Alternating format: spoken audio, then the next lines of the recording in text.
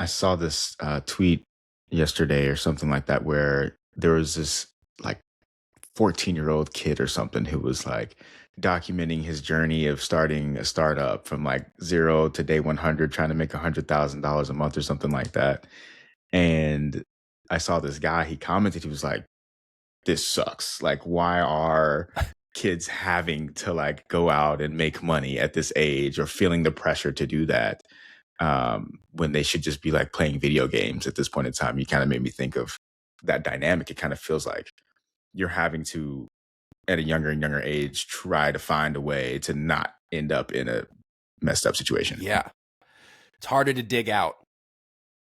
That's the other missing piece to this. You could be like Gen X was probably the last generation that could do everything wrong financially in their 20s, wake up at 30 and go, I got to get my shit together. And in 3 years, they built back because it was an easier time. For millennials, I went through it personally, where I was like, oh, this building back thing was way harder. Like the only way I was able to do it is because I had a skill set that allowed me to make the kind of money I'm making. But during the toughest times, I was driving DoorDash 3.5 years ago. And I was looking at different jobs.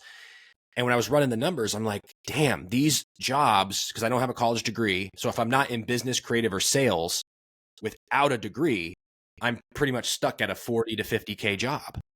So I was like, this is how so many people feel. But when I was looking at the take home pay, if I were to get the job, I'm like, babe, how are we going to do this?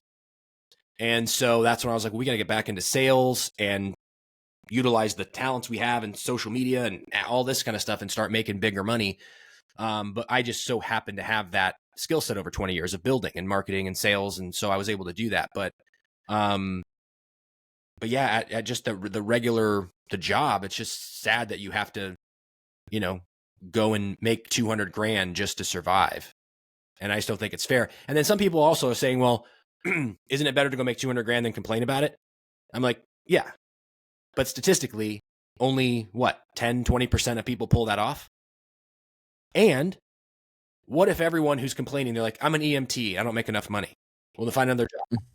Okay. What if every EMT quit? Well, okay.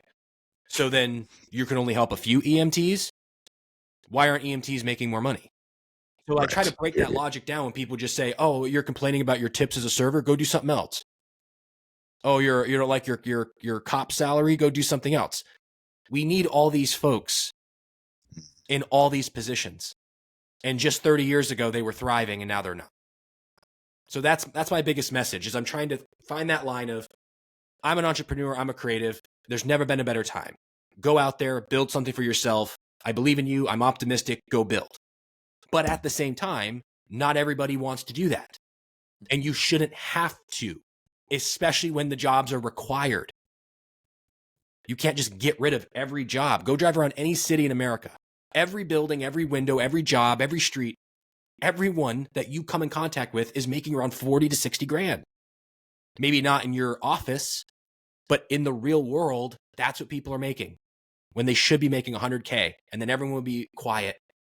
I would delete everything and I'd move on with my life and go act again. I would have nothing else to say if everyone had 100K. There'd be nothing left to say because it'd all be solved.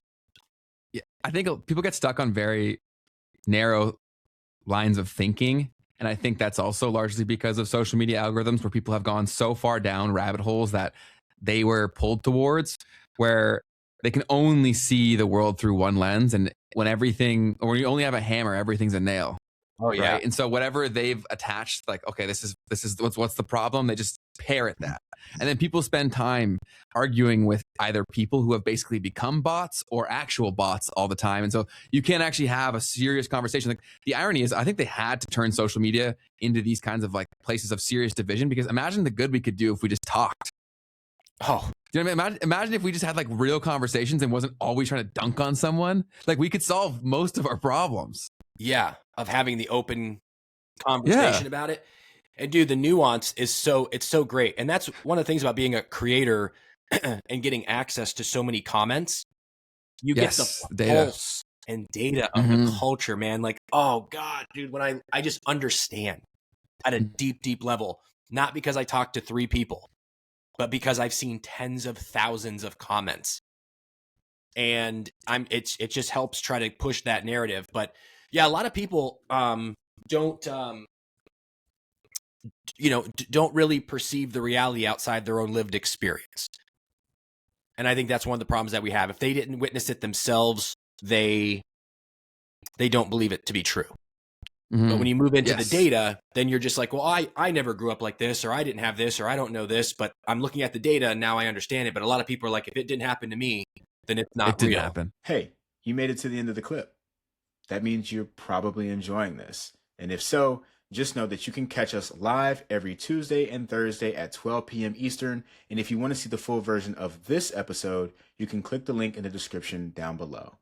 Otherwise, YouTube thinks that you will enjoy this next.